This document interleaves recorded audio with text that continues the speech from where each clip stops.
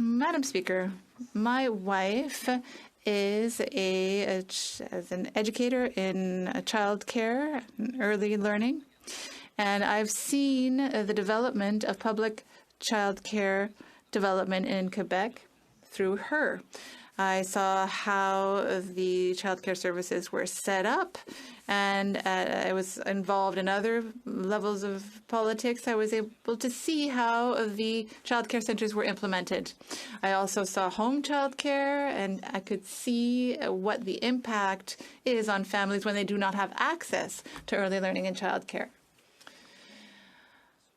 I was able to witness all of the work necessary to achieve the goal of having childcare so that women can have access to the labor market. It's important to say things as they are.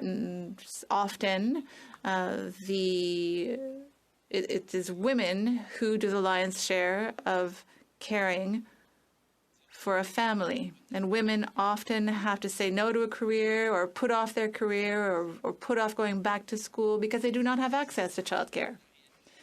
And that is the situation that we are facing today. Over recent years, we have seen more and more women enter the labor force, particularly in Quebec. More and more women are becoming completely independent, and that is the goal that we must aim for. We see more and more women entering politics, becoming directors as well, becoming decision makers, and you are there, and you are an example of what can be done. Nothing is impossible for women.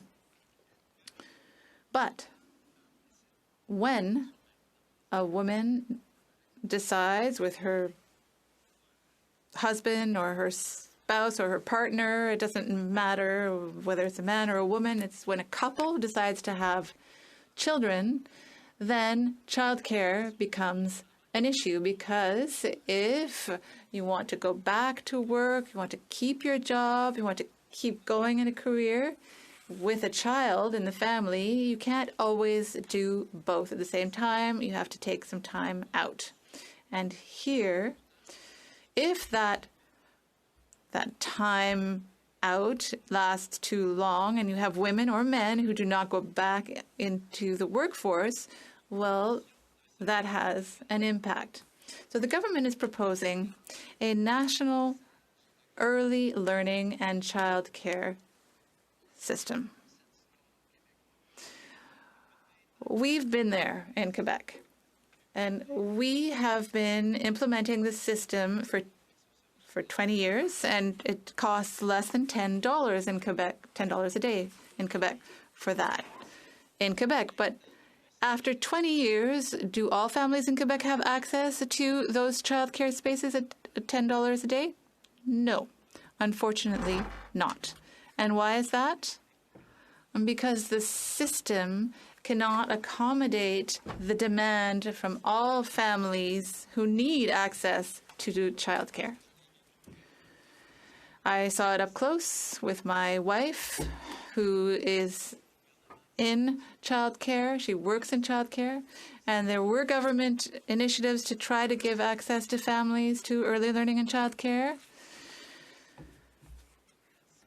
There were offices to place children and where children were put on waiting lists. But in fact, the children had to be put on those lists even before they were conceived in Quebec.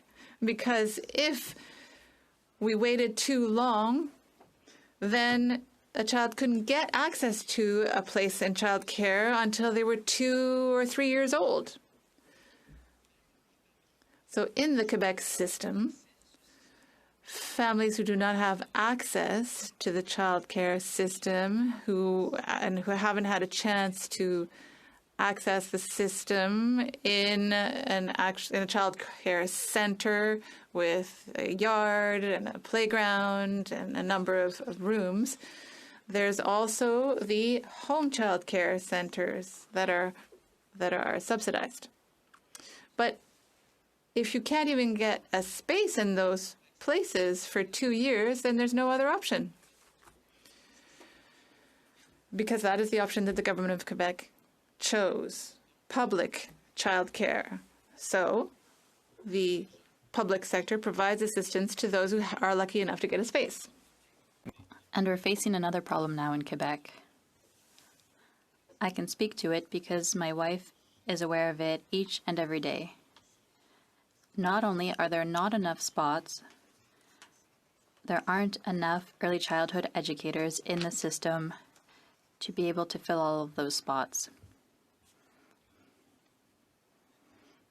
That means there are young children on waiting lists who can't have access to childcare because there aren't enough staff members. There are early childhood educators who spend hours and hours without a break with children all day, and who at the end of the week are burned out.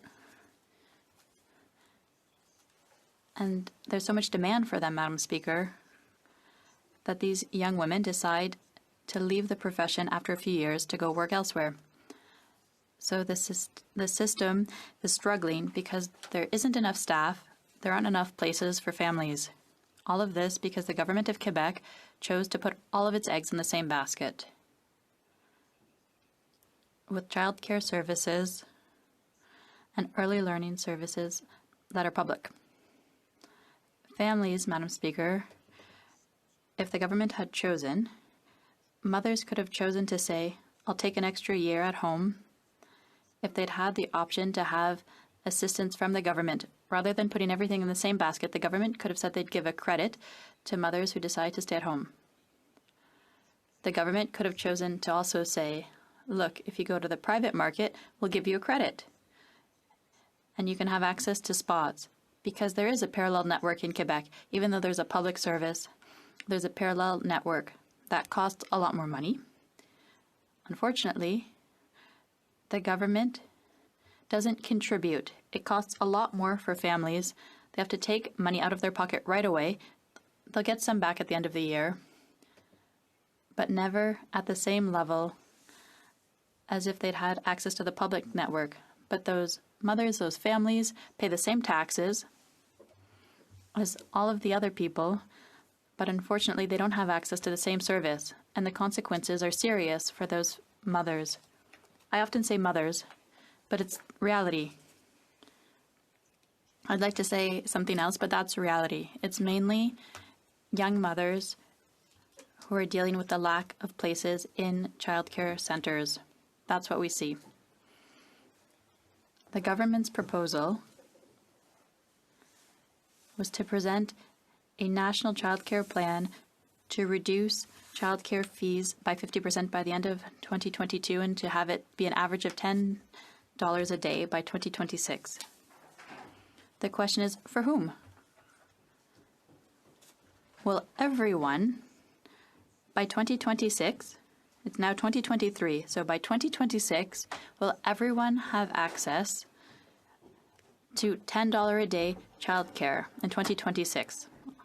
In Quebec, it's been 20 years, and we haven't been able to do so. That's the reality. We have good intentions, we want to do good things, we want to help, but on the ground, if there aren't early childhood educators, it doesn't work. If there aren't services, it doesn't work. If we don't encourage a parallel network that will take the surplus that the public network can't take, it won't work. So it allows us to have questions about whether the promised results will be delivered. And I've seen promises. I've seen promises from governments. All of the governments in Quebec, one after the other, have either promised to go faster, promised more spaces. At a certain time, they talked about increasing fees so it would be proportional to salaries so that people who make more money would pay more. There was another election campaign, and then it was again the same rate for everyone. Everything has been tried, and still today we have a significant lack of spots in childcare. So I would call for caution for mothers, families all over Canada. It's not true that we'll have a national child care service that will be equitable and equal for all in 3 years. It's just not possible. If it were possible, all mothers and families in Quebec would have had access to a subsidized network for a long time, Madam Speaker. I want to talk about something that is important to me. It's an argument. People often tell me, look, those childcare services, early learning and childcare, are these services that are good and helpful. We could provide babysitters. Why couldn't people who work have access to childcare? Why should we be subsidizing childcare for those who are at home? There's all sorts of reasons. I'm not here to judge them. The only thing I can say is my wife, who works in childcare, is a childcare technician. She's been trained at the college level to be able to not only take care of children, but also to help them learn. And that's good. That's necessary. That's Quebec's choice. Now what I'd like it to be in Quebec, and I'd like it to be in Ontario and in Alberta, British Columbia. The program that will be put in place should allow provinces to not only choose the best system for them, and we saw that it's not easy because in 20 years, Quebec hasn't been able to have enough spots, but that would also allow families to have choices, options, to develop the spots that women need. It's great to talk about money and to say it won't cost much, but if there aren't those inexpensive spots, well, women and families won't have more access to a childcare network. So we're back at square one. Will the bill do better? I hope so. But I'm counting on the provinces for that, because it's the provinces that will ultimately be making the decisions. It's not the federal government that will be making the decision. So why is the federal government imposing standards on the provinces, on the ways that the provinces will set up their childcare networks, their early learning systems? I don't think it's a good idea to do that, Madam Speaker. Madam Speaker, this bill seeks to confirm agreements that already exist. The government has already reached agreements with all of the provinces to give them money to set up childcare services, and it's setting conditions. I think the best thing would have been to remove the conditions, to allow the provinces to develop the best childcare services based on their situations. And with that, we could have gone forward and allowed more and more women to have access to the labor market, to studies, and to fulfill their careers and their dreams, Madam Speaker. So, Madam Speaker, I'd like to thank my colleague, the member for Peterborough-Kawartha, for her excellent work on our side on Bill C-35. I think she's done a lot of research. She's very up-to-date on this topic, and I will follow her example in the way I'm voting on Bill C-35. Thank you, Madam Speaker. Good job.